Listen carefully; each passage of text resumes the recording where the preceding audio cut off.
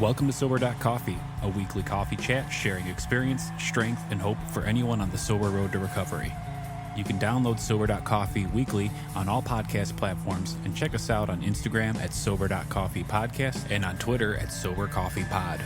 To learn more about us and to help support these sessions, visit online at Sober.Coffee.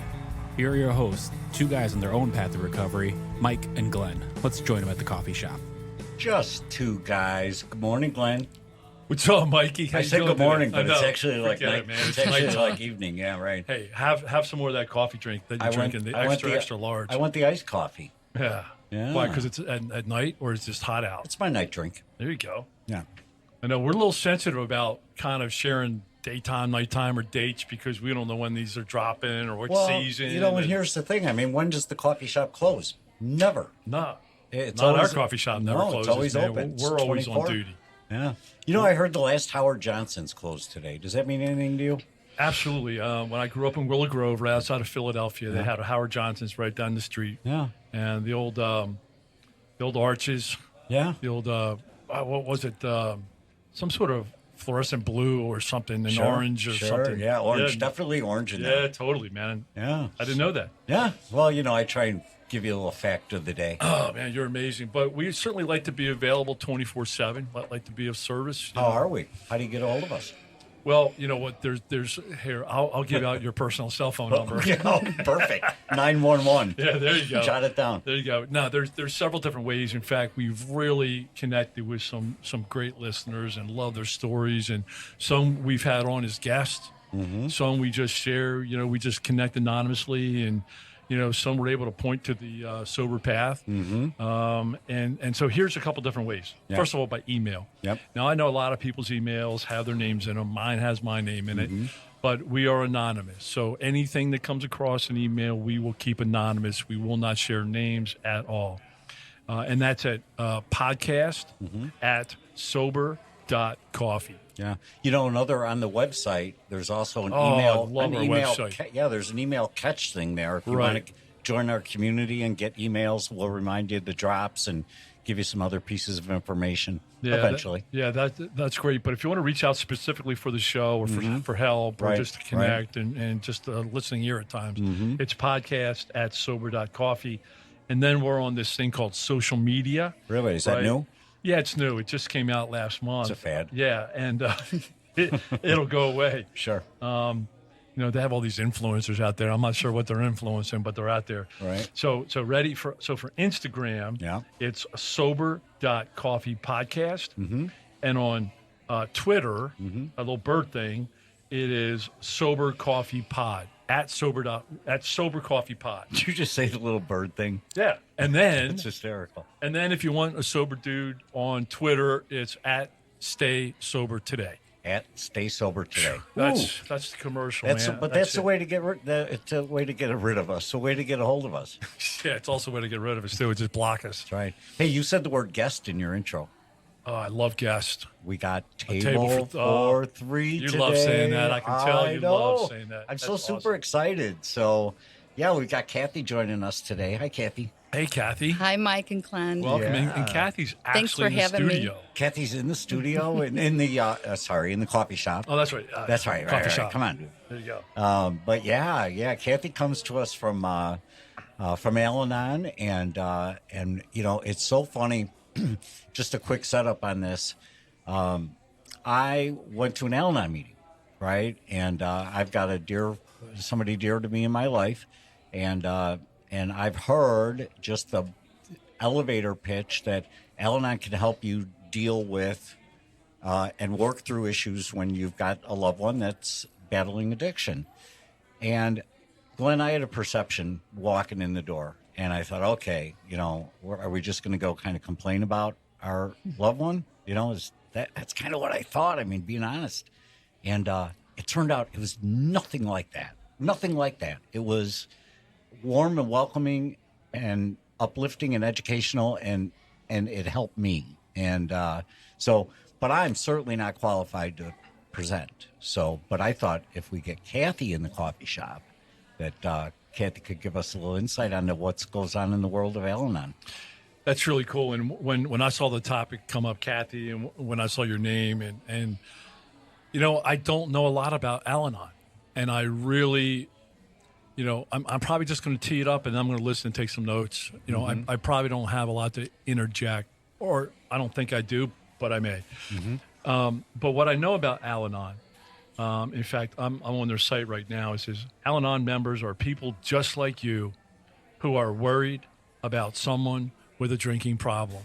Right, there you go. And as I came in, you know, to the coffee shop tonight, all I could think of is I worried a lot of people with my drinking problem. I worried my daughters. I worried, you know, my wife at the time. I worried friends, family members. I worried a lot of people. And I don't know of anybody who specifically went to Al-Anon, you know, because of me. They may have. They should have. But I know I really had a negative impact on people that were around me. For many years, I didn't care. But today I do care, and I'm really looking forward to you know, hearing about the process, hearing about your meetings, and kind of hearing your story too, Cathy. Okay. So Well, go thank ahead, you, yeah. Mike and Glenn. Oh, boy. So I'm just so grateful for Al-Anon. How I was kind of introduced to it growing up in my 20s. My dad was an AA. Well, my mother got into Al-Anon first, very involved in Al-Anon. And then my dad eventually AA. So I just kind of struggled with things and, you know, growing up in an alcoholic home. And so my mom had introduced us to ACOA, Adult Children of Alcoholics. And was in that a few years. And then there was a good group in Mokina, Al-Anon. And it's just such a loving program. You know, our purpose is to help families and friends of alcoholics recover from the effects of living with them. And the focus is on ourselves, you know, not on the alcoholic. And it is a family disease. So, we got married, had 5 kids, moved out to Mokina in Al-Anon, but not as involved as I've been the last 11 years. The kids were busy with things. But then when my 19-year-old struggled with addiction, it was like, he was away at college and the pain is so bad. I'm like, I knew I needed to go, for help. And it's like you go there, you want to fix them, help them, control them, manage, especially as a parent. Sure. And you find out you don't. You're there for yourself. We talk about the 3 C's in Al-Anon. We didn't cause the alcoholic to drink. We can't control the drinking, and we can't cure the alcoholic. The 3 C's. Gotcha. But you don't necessarily sit around and say, "Oh, I can't control this. I can't." I mean, that's in my experience that wasn't what happened to me those meetings. It wasn't about, well, I can't do this, I can't do that. It was, what can I do for myself? How can I use the 12 steps, right? Right. And then we find when we go into Al-Anon, we work the 12 steps, adaptive from, like you're there to fix the person, control somebody. We learn we're powerless. We work the 12 steps, adaptive from Alcoholics Anonymous. And, we have a sponsor, the slogans, all those tools we learn. Every meeting, I learned something. And it's just so, and what the most important thing was, like, we learn love and compassion. Like, you understand. And it's hard to understand. When he was struggling, it's like, I want to learn as fast as I could, like how to stop this. Right. And you think, it's just, you're there for yourself. Right. And relationships get better. It's a family disease. And the whole family, by one person getting better or working on themselves, you could see how the family gets better. Right. So basically, it's not a training session to become an interventionalist, right?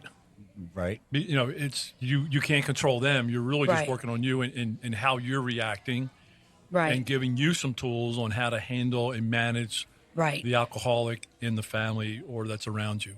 Right. You want to have an intervention. You want them to get help. But then you learn boundaries. Like they teach you boundaries. Learn you can love them. You can have compassion. But then you have boundaries. You protect yourself, the family. You can't have the drinking and drugs in the home. And, but you love them. Right. Right. So what's an example of a boundary? Is that one that you just laid out? Right. No booze in the house. Right. No drugs in the house. Right. Okay. Yeah. we were talking a little bit before the coffee shop opened, and I said, you talked about the first C. We didn't cause it, and B, we can't cure it, right? I think it was the second C. And I conveyed to you that I had 1 million people, not 1 million, but at least a dozen close to me telling me, go get help, you're out of control. They said it gently, they said it firmly, and there was no magic line that hit me that I said, oh, okay, well, thank you. I didn't think of it that way. That would bother me. Yeah, right? I mean, it really would. I mean, if I was saying something to you, Mikey, you got a problem, and you're like, and you're blowing me off. Yeah, right, that sure. would bother me. Right. Yeah. So that's what I love is that what I think I'm hearing you say is you're working the 12 steps not so that the alcoholic in your life is getting better, but you're getting better being able to deal with the alcoholic in your life because you're focused on you, right, and not really the alcoholic problem. Right. Though it exists, you can't right. run from it. Your thinking changes, your attitudes change. And you're right when you said that. Like with my son, when he would call, okay, we'll take you to rehab. We'll take you to, and he did that, right. And so we'll do that. And then finally, we heard a speaker and at a support group and an Al-Anon support group, and we're like, love them where they're at. And that was the best thing, love them where they're at, and with boundaries. He respected our boundaries. Right. And, And that helped you. That helps the whole unit, the whole family unit. It did. That right. we knew, it was up to him. There's nothing. And then going to open AA meetings, too, right. the breakfast. Yeah. I learned so much. And just have that compassion. He didn't want to be like that. No. It's a disease. Right. Yeah, it's the open meetings that Cathy's referring to. I know at our club, we have open speaker meetings. So, on a Sunday, any given Sunday morning, we get together, have a little breakfast, and then open the floor up for an open speaker who just tells their story of experience, strength, and hope. Mm-hmm. And every third Sunday, we have an Al-Anon speaker, and I learn so much. And it's funny now that we're having coffee together, these little things like that compassion, I hear that. I hear the compassion from the people that are in the open speaker meetings. You could tell that it really that's a principle that you live by. Right. Yeah. Right. Yeah. Al-Anon is such a loving program. Right.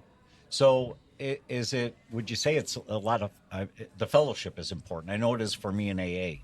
Right. The fellowship is important. Do you have is it a tight fellowship? I mean, for the most part? Yeah. I go to a couple meetings a week. Sunday, we have Al-Anon also. There's AA upstairs, Al-Anon and Al-Anon downstairs. Monday night, there's a meeting.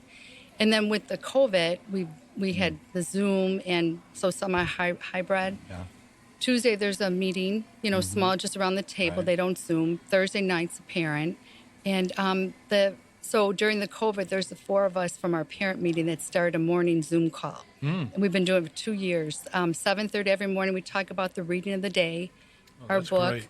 One Day at a Time, Our Courage to Change. And then we also do a gratitude list. Mm-hmm. And a nightly gratitude list, and that helps us. All those, it's just such a good way of life, those 12 steps. And sure. Yeah. So does the alcoholic know that folks are in Al-Anon? Yes. Some do, but some at our fellowship, they don't. They say they're going to church game, right. Because there's all different situations. There's different dynamics. That's why with husband, child, right. Parent. Because that would almost, I don't know, put in my face saying, oh. You're right. I'm not going to tell you what to do, but you got a problem. I'm going to go get help for your problem. And the whole funny thing, and I love the way you say that, Glenn, because the whole time I was out there, I was more worried about what they were doing about me. Totally. It's like, really, Mike, it's not about you, Well, you don't want anybody to mess your game up. Everything is about you, until you surrender Mike. your game, you got your game. Yeah, right. I get it. Well, in our reading, we have our focus is on ourselves, not the alcoholic. We don't go there to talk about, the problem drinker. See, that's exactly like Mikey said. I thought everybody got around the circle and talked about how bad Glenn was. Mm-hmm. I did. No. And all right, Glenn did this. What should I do? Right. I really thought that's what a lot of it was about. No. A sponsor, you have a sponsor. Mm-hmm. If there's things during the week that you trouble you, then you can talk, but not around the fellowship. No. It's, you work on that's the same yourself. stuff we do with our sponsors. That's right. I mean, you don't come to the tables of AA and say, well, I didn't pay my electric bill today. And Some people do. Yeah, right. It's talk to your sponsor. That's Right. kind of the golden rule. Did you talk to your sponsor about it? Let's talk about sobriety. And the same thing, you're talking about the Al-Anon 12 steps, and it's a really beautiful thing. So these meetings happen everywhere, just like AA, right? Right. I mean, They're worldwide. they're worldwide. And how did you? So you had your mom, but then when you decided to come into the program, or how would you recommend somebody reach out to Al-Anon? How do they? Well, I mean, did you think of like go to a website or ask a friend or? Yeah, no, I'm so grateful because I grew up with it. My mom was right. such a good example. And so I knew about it, but a lot of people, like in our meetings, if their child or husband's in rehab, like the treatment centers. The treatment centers they will send them. introduce. Okay. A doctor will. That's Right, how they do. right. Because it's hard to walk in those rooms. Yeah, it is. But you're in so much pain, you just want to fix Amen- it and amen help to it. that. Yep, You know? that's exactly the AA experience too. Yeah. So what's the Alateen? Yeah. Are they teenagers who are going to Al-Anon? So no, Alateens for teenagers. They're from 9 to 18. Mm-hmm. And so we started, it'll be a year in August. And at our Typically Milwaukee because a Fellowship. family member is having a problem with Right, alcohol. right, Okay. right. Their parents, sibling, has your life been affected by someone else's drinking? And there's like a questionnaire. And you get teens that are affected because, like you said, it's a family disease. Right. And so Yeah. these teens are affected by mom, dad, sister, brother, aunt, uncle, whatever the case is. And I imagine, I don't know, I'm putting words in your mouth now, but the purpose of Alateen is to provide that support mechanism and to get them to focus on taking self-care, taking care of themselves, and not so worried about the Right. alcoholic in their life. Right. And they're young, especially if it's Sure. a parent, they're in the home. It's hard for them, to talk to others. A lot of them, there's no one to talk to. Mm-hmm. And so with AA upstairs, Al-Anon downstairs, they'll come with, a parent or grandparent. Right. And oh my gosh, it's amazing. I just love it. Yeah. They come in and they're yawning, they're tired, they're like, and then by the time they don't really want to talk because they're supposed to run it and we're just Right, co-sponsors. Right, okay. By the time they're leaving, they're laughing, you just love them. And it's just so good because they have a safe place. Like it's safe, it's anonymous. It's not going to go anywhere else. Right. What would you tell? I'm sorry, Glenn had a question. No, I thought I was going to sit back and listen, but I got a lot of questions. I know, right? Because No, go ahead. Well, I'm thinking, what would you tell, my wife before I came into recovery myself, right, and before I had that moment of awakening, what would you tell my wife? How would you encourage her to reach out beyond the chaos I was causing? What would your words of advice be to her that would kind of pull her into Al-Anon? Oh gosh. I think before you come in, you're so focused on the alcohol. You're so focused on the drinking and you're anxious and nervous and worried. And you just learn things. Like if you're going out to a party together, she could take another car. Like she'll learn boundaries. She doesn't have to stay the whole night with you. Yeah. You just learn good things. So that would be your message to her: go and come and grow. Yeah. And Yeah, and kind of protection. Right. You just, I'm trying to think. You're just so focused on them and what's going on that you lose yourself, and you lose yourself. You don't know who you are sometimes, because you're just so worried and focused and you learn to love yourself. You have your self-esteem, you can't control it. You're powerless and you set those boundaries. And you just become, I feel, more loving and compassionate. Right. With the one that's struggling. They don't want to be like that. But it's hard. Right. Living with that too. So what happens when they wake up and they want to get help, they surrender, they want to get help, and now they're sober for a year, they're sober for 2 years? I'm assuming that there's long-term value in Al-Anon beyond just the crisis situations, right? Beyond the boundary setting and let's say they have 2 years of sobriety, they're working the steps, they're learning to live differently. You're almost at times seeing a whole different person in front of you, because that's really the transformation that happens in Alcoholics Anonymous. But I'm assuming you keep going, right? That you don't graduate from Al-Anon, just like you don't graduate from AA, right? Right. We don't graduate. Yeah, because I'm sitting there thinking about my wife, who, I mean, she's seen me drink once or twice, but I mean, she's seen me 7 years sober, right? But she probably doesn't understand everything about alcoholism. She has a good baseline because I've shared a lot of my story with her. But she knows how important sobriety is to me, and how my program and how much of a priority it is.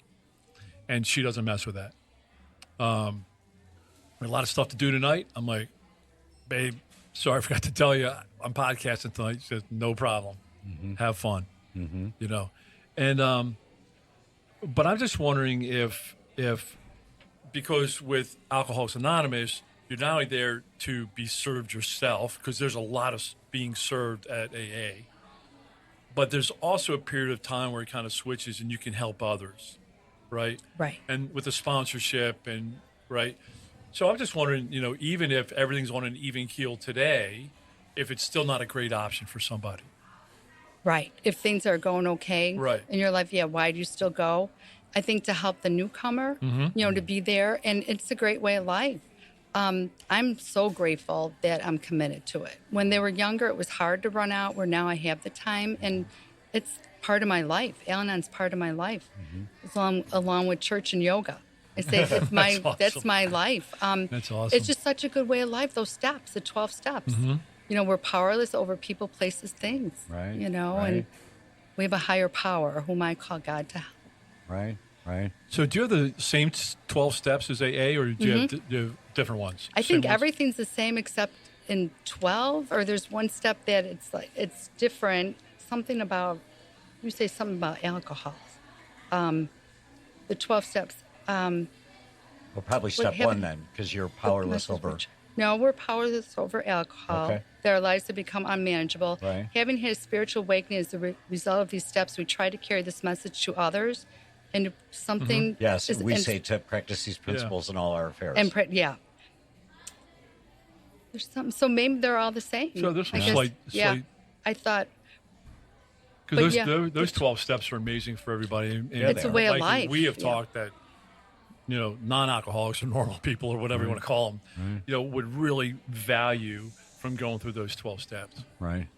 Because nobody's going through life not having some damage or not doing some damage. So it's just a great program, irregardless. But Cathy, I love just connecting and just hearing about your story of Al-Anon, and I think I'm going to pay more attention. Yeah, it's good stuff. It's really good stuff. So, website? Do they have a website they could go to? We're going to put something in our resource room for sure. And I love that it's international, because we have international listeners. Yeah, we do. We're big in Bogota or somewhere. India. Yeah. India. The Mokina Fellowship. Yeah. That website would you, and then for media information, they have it's international 1-888 for Al-Anon. Okay. 1-888 for Al-Anon. Okay. And they have a list of meetings. Yeah, and then the National Al-Anon website is al-anon.org. Okay. Right. Yeah, check it out. I think it's great. Cathy, it's been so nice having you here. Thank you for having me, Mike and Glenn. Thank you. Great job of introducing. Well, you made me very comfortable. Well, I hope that somebody uses the organization, really taps into it, because, again, from my personal experience, was wonderful there. And, it's been a great experience for me. So I thought it was important to get the word out. Get the word out. No, I think that's great, Mikey. That's There's great. hope. And There's Cathy, hope. really thank you for coming by. Yeah, thank you, Glenn. And thank you, I've Mike. learned a lot, and I'm going to pay attention some more. Sounds great. Thanks, everybody. Cathy. Bye, Thanks, Glenn. everybody. Thanks. Good See you, night. brother. Thanks for joining us for today's coffee chat. To contact the show, email us at podcast@Sober.Coffee. If you need immediate help, the AA hotline is 800-839-1686. The National Suicide Prevention Hotline is 800-273-8255. Remember, Mike and Glenn are sharing their own journey on the path to recovery.